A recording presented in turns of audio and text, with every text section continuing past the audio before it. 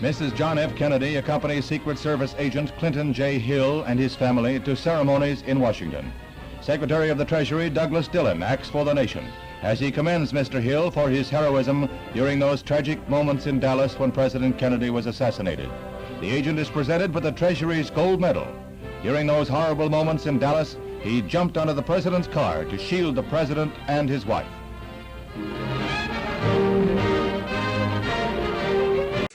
It's very obvious it's a thinly veiled attempt to rewrite history and to blame President Kennedy without trying to blame him for his own assassination. He alleges that because he sent me a letter, 22 pages in length apparently, and that I discussed that with Jerry. I forgot that I ever got a 22-page letter from this particular individual until I heard him say it on TV. And I never discussed it with Jerry or anybody else because it wasn't important to me. And insofar as him being an expert, I don't know where the expert part came from. I spent a long time in the Secret Service in protection, and I'm not an expert, but apparently he became an expert somewhere up in Pennsylvania. I don't know where. As an aside, by the way, the fellow we talked about in the last interview, Vince Palomara, yeah. Have you seen his letter to the about your book? I've not read it, no. I'm sure you probably know that he said that Mrs. Kennedy and Me is highly recommended to everyone for its honesty and rich body of truth. He actually fully endorsed your book, even though he's been critical of... Well, I'll accept his endorsement. Are you worried that he's being... Well, maybe he has some secret agenda, I don't know, but I accept his praise. Thank you. My assessment of Mr. Palomara is that he called probably all of the agents, and what agent who answers a phone is going to answer a question, was President Kennedy easy to protect? Well, probably he was too easy to protect because he was assassinated, but the fact that the agents aren't going to tell him anything. And he alludes to the fact that when I wrote the book, most of these people were dead. Well, I worked with these people. I knew them like brothers, and I knew exactly what was going on. And I always respected Jim Rowley because he stood up to the issue and said, look, we can't say the president invited himself to be killed, so let's squash this. So, Mr. Palomara, there are a number of things that have happened, but he has no credibility. He's a self-described expert in his area, which I don't know what it is. He was born after the assassination, and he keeps creating solutions to the assassination until they're proven wrong. So he's... the Zapruder film, when the Zapruder film is run at normal speed, another theme that Palomara throws out is that Bill Greer stopped the car. When it's run at its normal speed, you'll notice the car absolutely does not stop at all. This happened in less than 6 seconds after the president was hit in the throat. There are so many stories out there that strictly theory. People claim that they're experts. They have no basis to make that claim. I was a special agent in charge of Vice President Protection, special agent in charge of Presidential Protection, and Assistant Director of Protective Forces for the United States Secret Service. I'm not an expert, but apparently some of these people out there who write these books and concoct these theories are experts. People as diverse as Vince Bugliosi, the History Channel, the Assassination Record Review Board, and even ironically Brian Lamb have called me a Secret Service expert. I mean, it is what it is. In the 12 years since that assassination, undoubtedly you have thought and thought and thought again about it, and studied it. Do you have any reason to believe that there was more than one gun, more than one assassin? Was Lee Harvey Oswald alone, or were there others with him? There were only 3 shots. And it was one gun, 3 shots. You're satisfied Lee Harvey Oswald acted alone? Completely. When I did that, he fell into her lap, but the right side of his face was up. I could see his eyes were fixed. I could see into the skull. There was a hole in his skull. And you could see that part of the brain was gone. It wasn't even there. So I just turned and gave a thumbs down to the follow-up car crew because I thought it was a fatal wound. He was dead. I could see his eyes were fixed. I could see into the skull. There was a hole in his skull.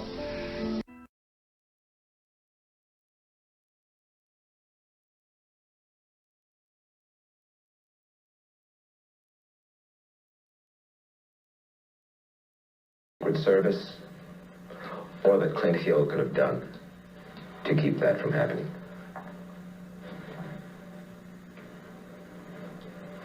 Clint Hill, yes. Clint Hill, yes? What do you mean?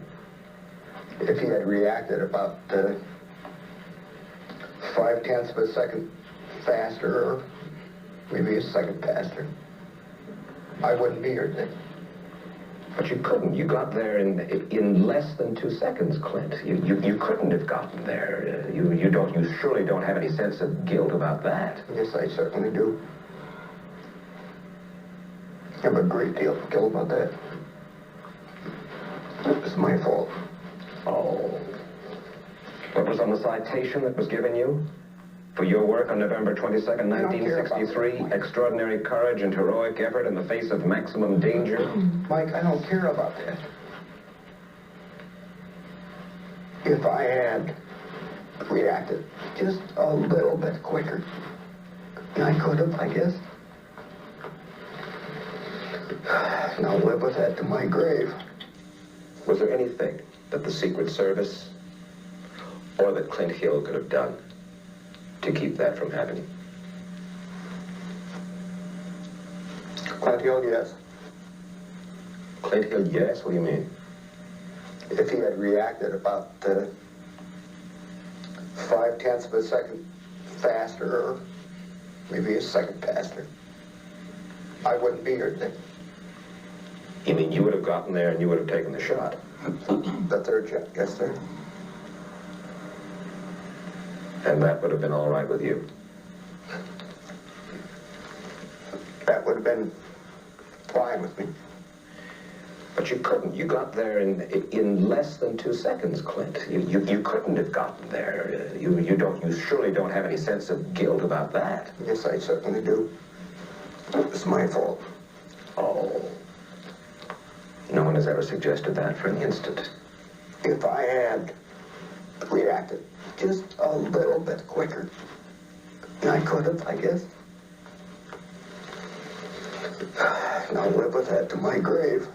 Steel, and the other was transparent plastic. And these different roofs were put together in separate sections, so you could put them on the car if you needed to protect the president from inclement weather. The Secret Service driver and then a Secret Service agent in the passenger seat in the front seat. The car itself had handholds on the trunk for the agents like myself to grab onto, to hold onto if we were on the rear of the car, and platforms built into the side of the car and the rear of the car so that we could stand there in parade situations if necessary.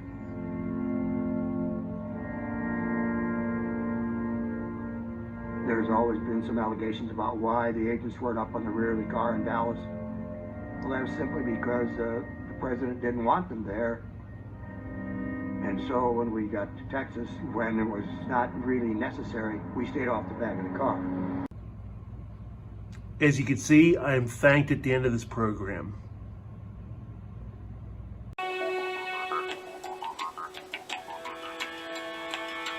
The president glanced periodically when I was up in the back of the car. And he knew I was there, but he didn't say anything.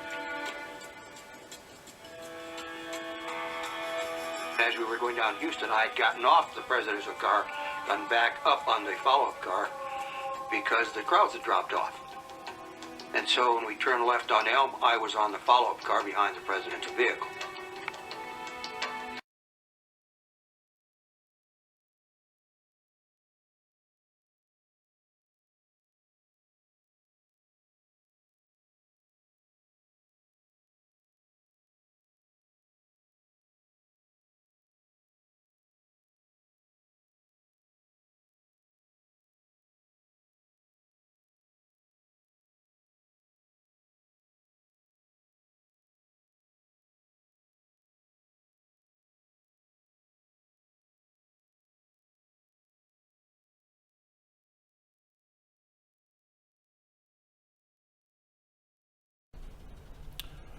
This was a real political trip.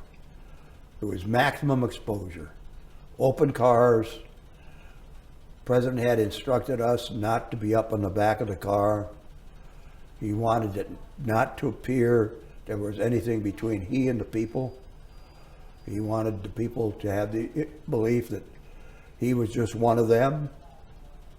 And so that's the way we went in the motorcade from Love Field into downtown Dallas. Well, he can tell you what he wants done, and he can tell you certain things, but that doesn't mean you have to do it. And what we used to do was always agree with the president, then we do what we felt was best anyway. Well, he can tell you what he wants done, and he can tell you certain things, but that doesn't mean you have to do it. And what we used to do was always agree with the president, then we do what we felt was best anyway. I spoke to the special agent in charge of the White House detail, the #1 agent, Gerald Blaine. I asked him, President Kennedy, I understand he was difficult to protect, right? He didn't want the agents on the back of the car, and he told me, this is an exact quote, I don't remember Kennedy ever saying anything about not having agents on the back of the car. If you look at the newsreels, you'll see agents on there. Well, one by one, I spoke to many of his colleagues, not only in the Secret Service, but actually White House aides that were not Secret Service agents, and it was a landslide. They were all telling me the same thing.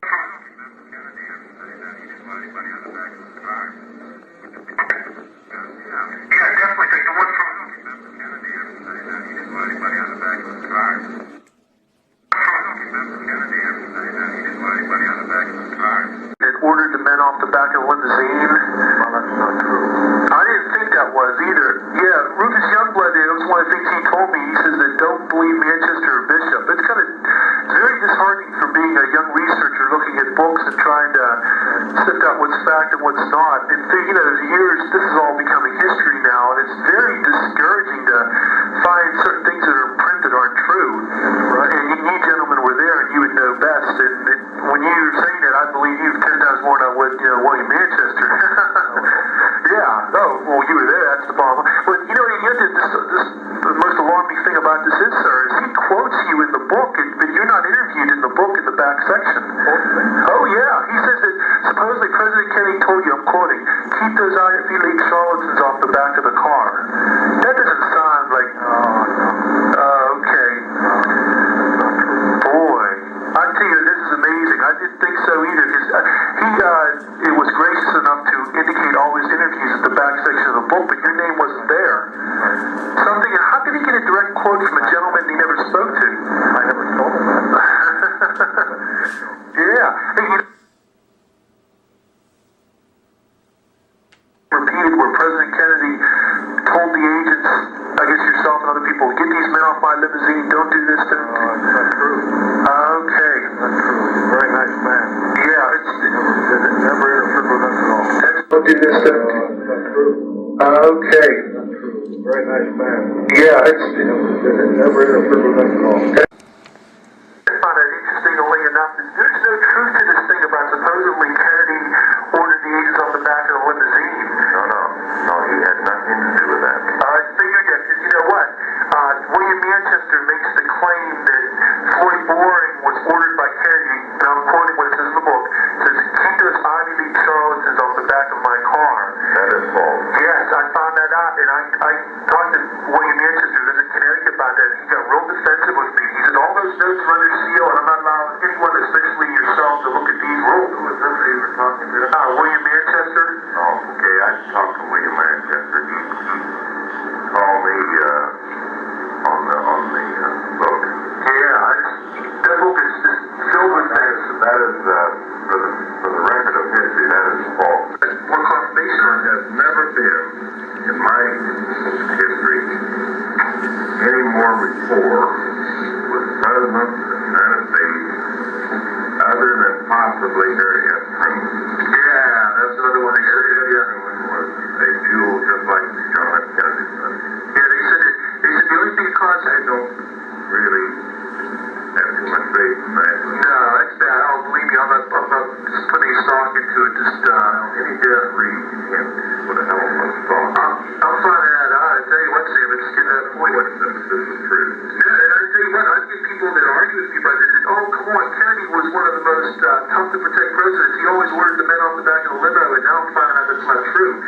You know, they say they make a big play about supposedly Gordon Kennedy was one of the easiest ones to ever protect, and this is my most, I would say, 99% of the agents. And I was even high school hunters, but I like to legally like to, he left me, leave room for him to hire school. Right. He was one of the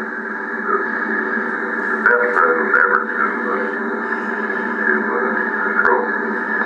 Okay. Trust everyone. I know that's what you still have regrets, remorse, whatever. Who knows if they left guys on the back of the car or something. You never know. You second guess. You can hindsight yourself to death. You know what I mean? Well, I know that's what you still have regrets, remorse, whatever. Who knows if they left guys on the back of the car or something. You never know. You second guess. You can hindsight yourself to death. And what he was doing was, when he came back off the car, he was saying, okay, you guys, I'm going to lunch. Have a good trip. And what he was doing was, when he came back off the car, he was saying, okay, you guys, I'm going to lunch. Have a good trip. The presidential car moving out. The president and first lady.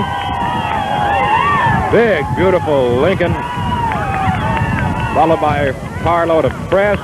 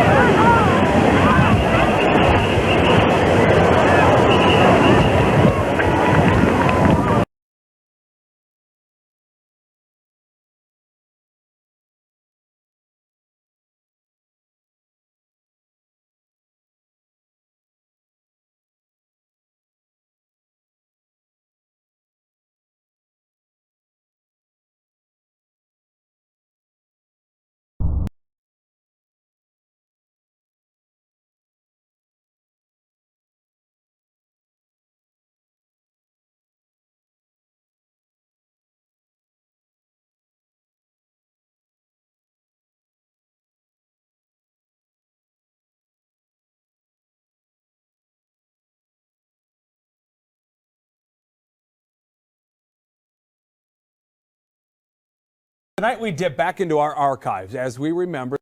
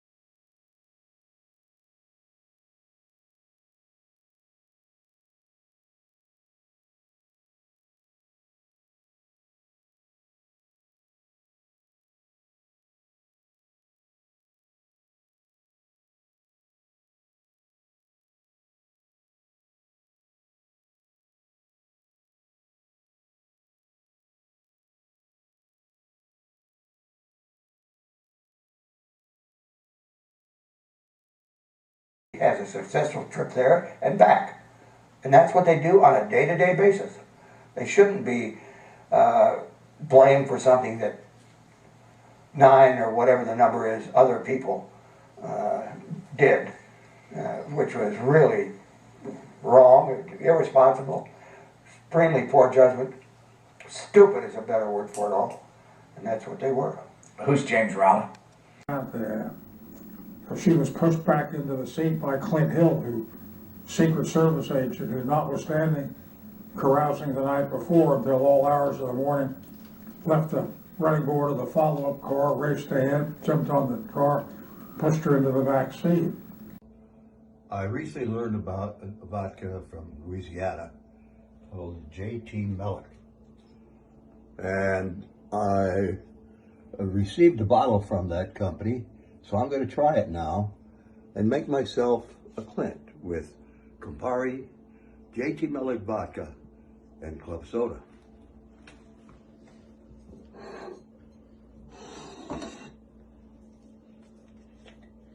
So what's the recipe?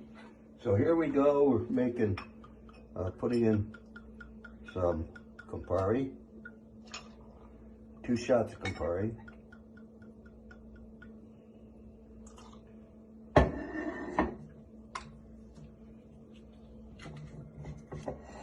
some J.T. Mellick vodka made from rice or with rice, 1 shot of that,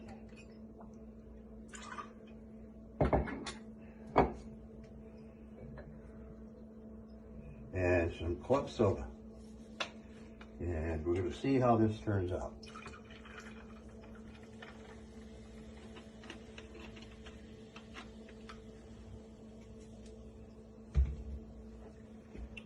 Here's to the Clint.